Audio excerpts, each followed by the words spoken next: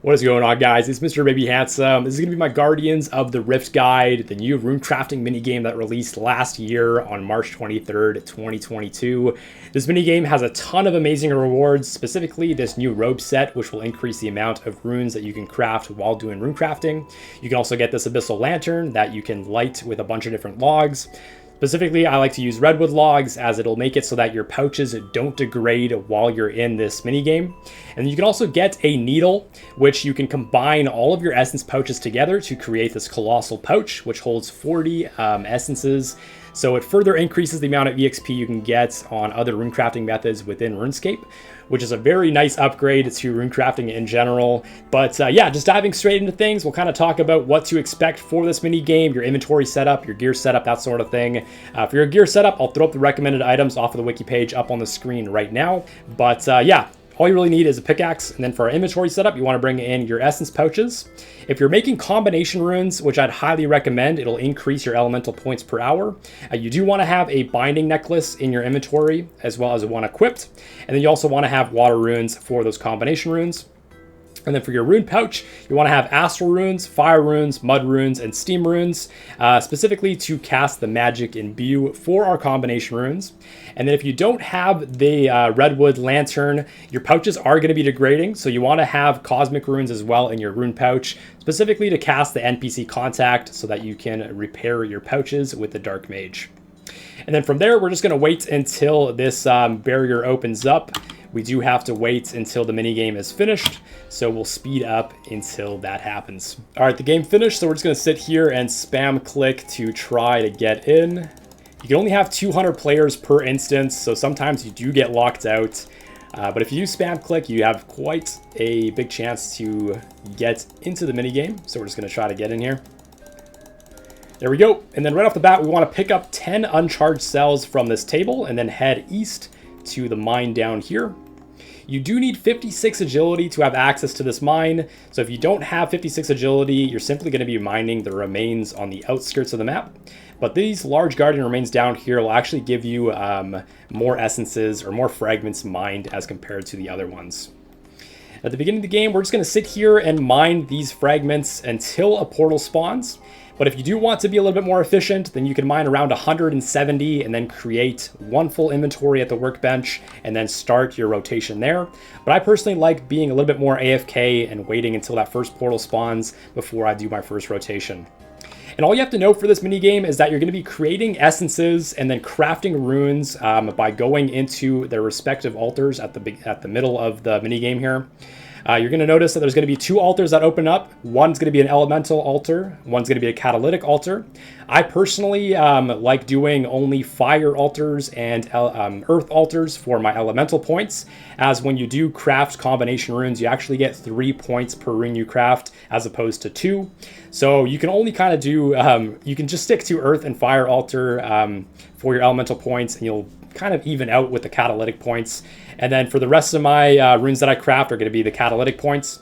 I'll throw up on the screen exactly what I mean about which altars are going to be available for catalytic points and which are going to be available for elemental points. And if you don't have access to combination runes, just stick to trying to even out your points with elemental and catalytic altars.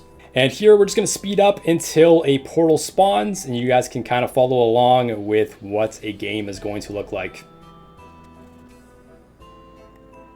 All right, there we go. We have a portal that has spawned to the south of the map, so we're going to exit out and then head over to that portal.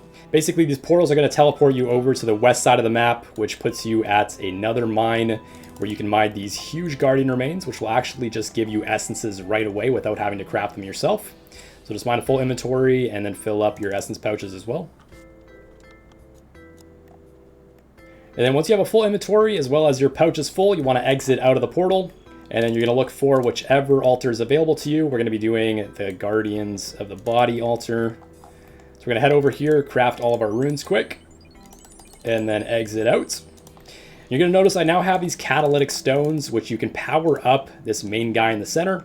Simply click on him, and then you're also going to get one of these cells, which you can click on one of these cell tiles to power it up. And then you want to head south over to the workbench and start creating those essences yourself. You do not need a chisel here to create these essences, even though it does kind of show an animation of you using a chisel. Chisels are only needed if you want to create these guardians, which I personally wouldn't recommend. It takes up another inventory space, and usually there's other players within the minigame that are going to be making those guardians for themselves. And there can only be 10 guardians within an instance, so it's not that often that you get the option to create a guardian. And like I said, you don't want to have that extra wasted space with a chisel in your inventory. I'm going to drop these body runes just to save another inventory slot. And now we have a full inventory. We're going to head on over to this fire altar that's opened up. I don't know if we can squeeze through here. No, we missed it. So we're going to head on over to this death altar instead. Craft all of our runes again. Exit out. Power up the guardian in the center. Throw that cell over into that cell tile. And we notice that the portal has spawned. Perfect timing for the rotation. Head over to the portal, mine some more essence. And essentially you're just going to be rinsing and repeating this cycle of going over to the portal to get essence, and then making essence yourself, and then going to the portal to make essence, and then making essence yourself. And it's going to be a little bit different if you don't have the colossal pouch, but it should be a very similar rotation. You might make the rotation a little bit quicker. In that case, just go over to the workshop and create some essence before you head over to the portal. But overall, the rotation should be almost the exact same. We notice here that the death altar is open again, so we're going to use the death altar.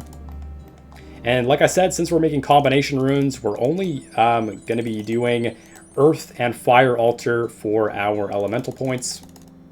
It usually evens out, but I do notice that sometimes we get pretty unlucky with the earth and fire altar spawning, which is totally fine. We're just going to throw these death runes into our bank with this deposit pool, and then head back to making some more essences.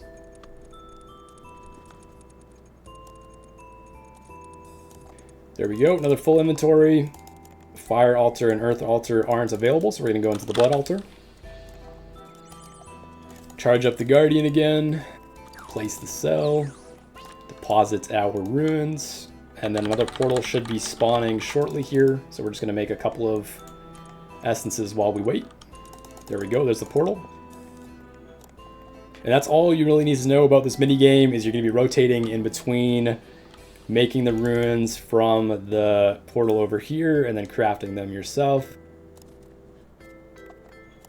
See if we can get a fire altar or an elemental or earth altar. There we go, fire altar. So we're gonna head in. This is what it's gonna look like when making combination runes. You want to cast magic imbue, and then you want to use your water runes on the altar. And every time you do that, you're gonna take one of these binding necklace charges, so that's why you have to have an extra one in your inventory. And we're gonna deposit those stones into the guardian, power up the cell, and then head back to the workbench to make some more essences. And yeah, it's very repetitive. That cycle is just going to keep repeating itself until the game is over. So I'm just going to continue with this game, and then I'll meet you guys at the end of the game for the rewards chest. All right, there we go. That was our last rotation before the Guardian is all powered up.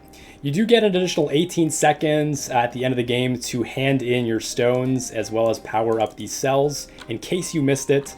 But yeah, after that, we're just going to wait until we get that XP drop, and then we're going to exit out and use this rewards guardian to check out our rewards.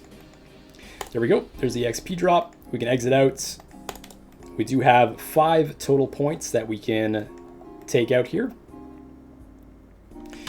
There we go. And while you're pulling out rewards from that rewards guardian, you are going to get these pearls. These pearls are going to be basically the stuff that you can use to buy the robe sets out of the shop here, as well as the Ring of the Elements and the Guardians of the Eye.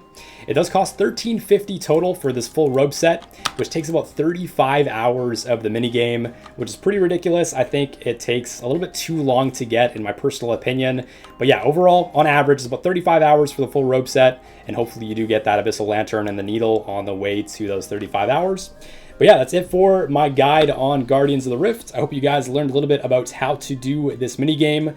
And in between games, I'd highly recommend you use the NPC contact to repair your pouches if you don't have that Redwood Log Abyssal Lantern. But yeah, that's it for me today. If you guys enjoyed the video, make sure to hit like, and then also subscribe to the YouTube channel, MrBabyHandsome, and then go follow the Twitch page as well.